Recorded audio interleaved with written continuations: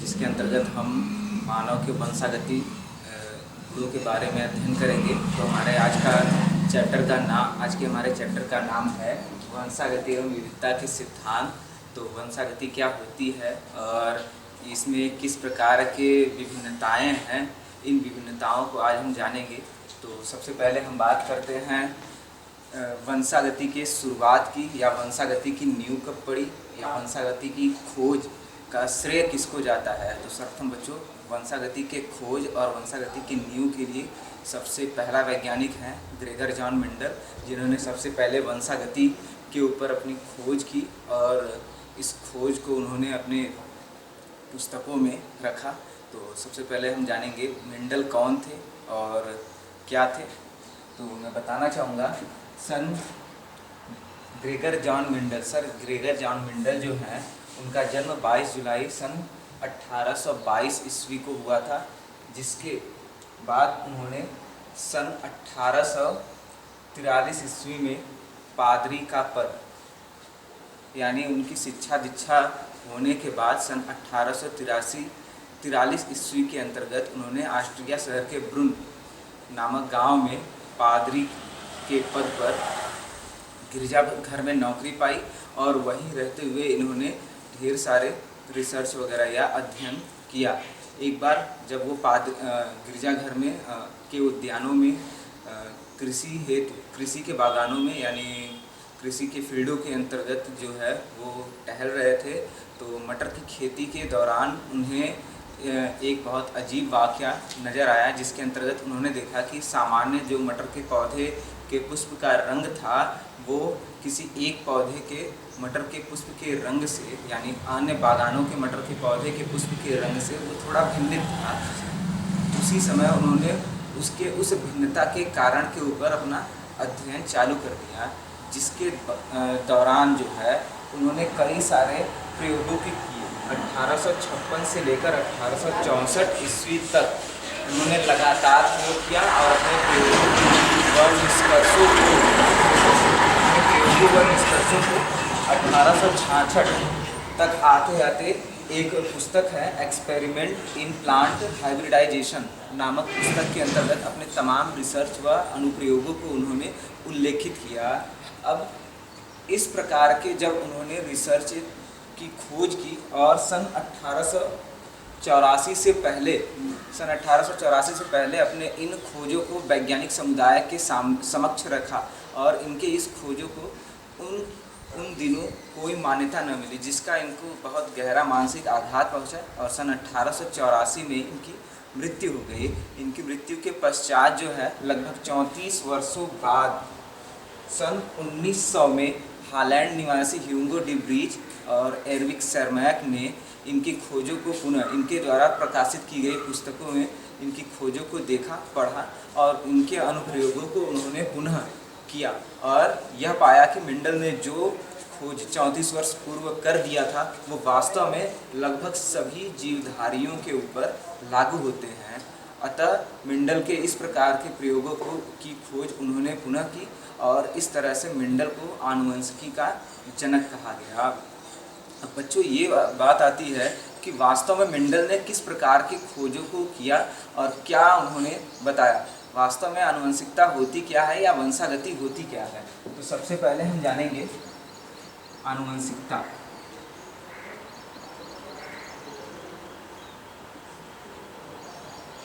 या इसी का एक और नाम है वंशागति।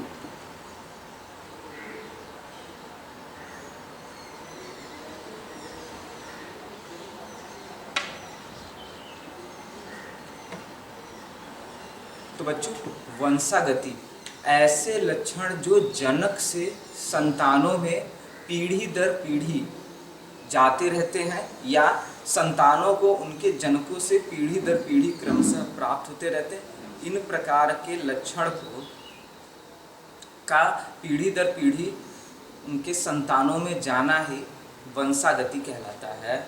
जैसे यहाँ हम देख सकते हैं,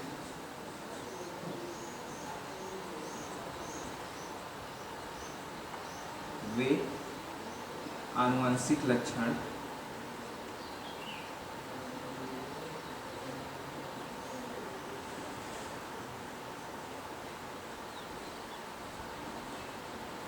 जो जनकों से संतानों को पीढ़ी दर पीढ़ी प्राप्त होते हैं, वंशागत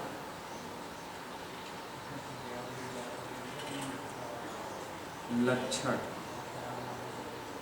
कहलाते हैं तथा यह प्रक्रिया वंशागति कहलाती है।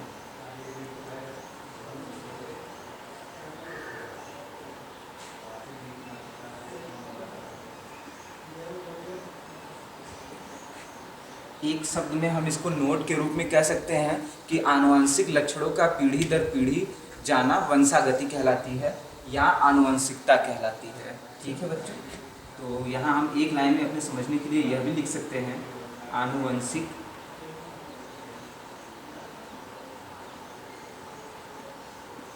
लक्षणों का पीढ़ी दर पीढ़ी संतति में स्थानांतरित होना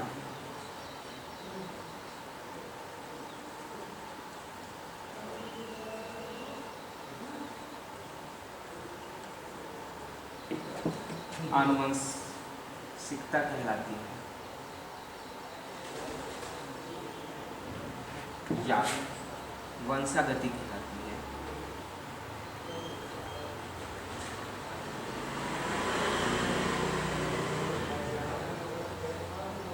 ठीक है बच्चों, इस प्रकार से वंशागति तो पता चल गई।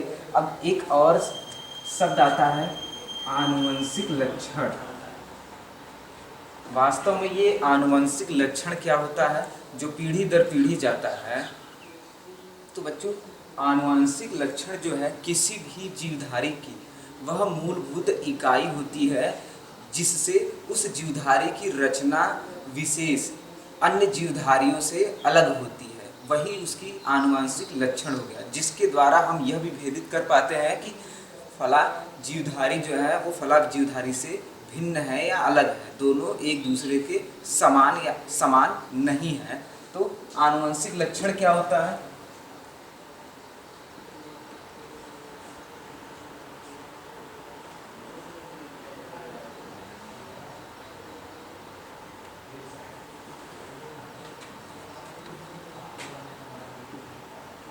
किसी जीवधारी की शारीरिक रचना विशेष कार्य की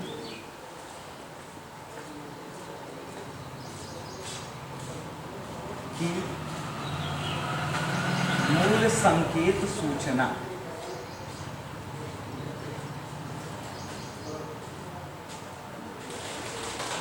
ही आनुवंशिक लक्षण कहलाती है।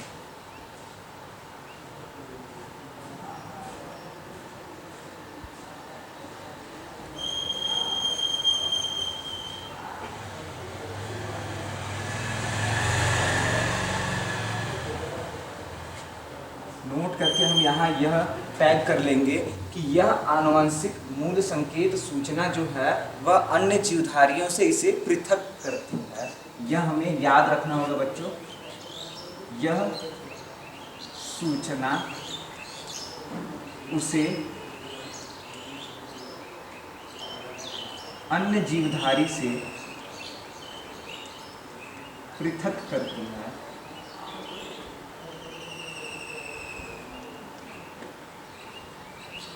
ठीक है बच्चों, इस प्रकार से हमारा आनुवंशिकता ये हो गया और ये हमारा आनुवंशिक लक्षण हो गया कि आनुवंशिक लक्षण किसे कहते हैं।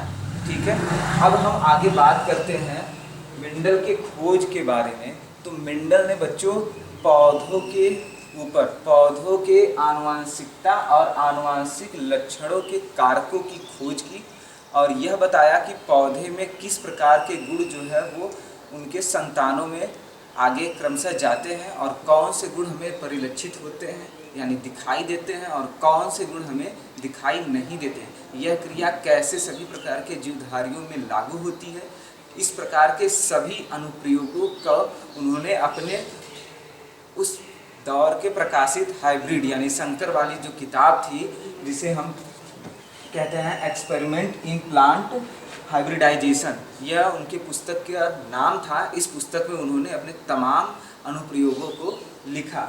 आगे हम बात करते हैं संकर किसे कहते हैं। बच्चों संकर का अर्थ होता है मिश्रित या दो अलग अलग भिन्न जातियों का मिश्रण। अब वह भिन्न जातियां किस प्रकार से हो सकती है, अगर लैंगिक जनन की बात करें तो लैंगिक जनन के अंतर्गत जो है लैंगिक जनन के अंतर्गत दो भिन्न नस्लों का आपस में मिलना या संयुग्मित होना भी एक तरह से संकर कहलाता है। लेकिन संकर में यहाँ अगर हम बात करेंगे तो थोड़ा सा अंतर ये भी होगा या एक तरह से हम उसे और अतिरिक्त सूचना के रूप में हम ले सकते हैं। तो आइए पहले समझते हैं संकर क्या होता है।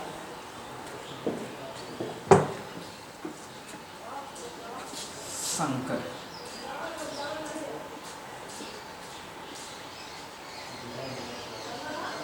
दो भिन्न जनकों या नस्लों के संयुग्मन को संकर कहते हैं। ठीक है बच्चों, दो भिन्न जनक का मतलब नर और मादा, यह भी दो भिन्न जनक हैं, यानी नर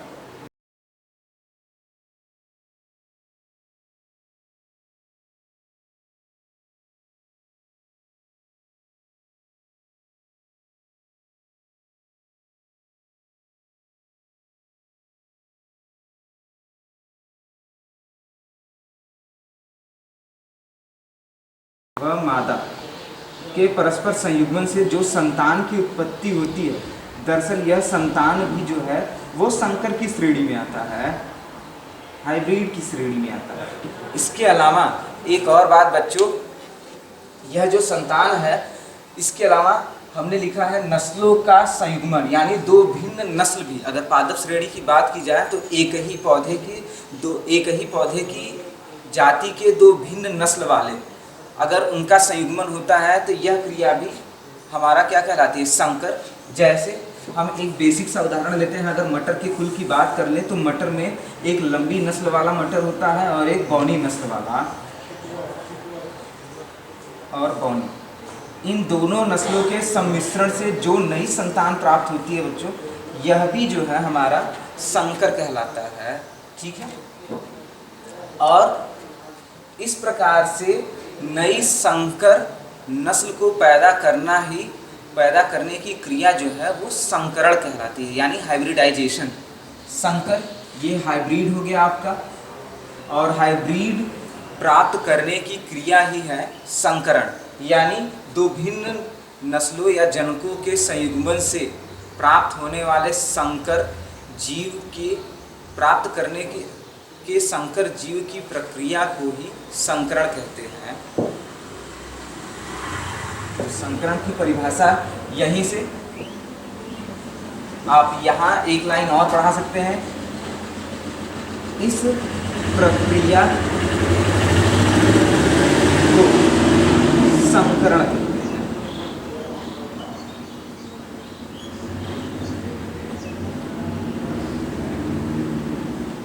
इस प्रक्रिया को संकरण कहते हैं, यानी हाइब्रिडाइजेशन।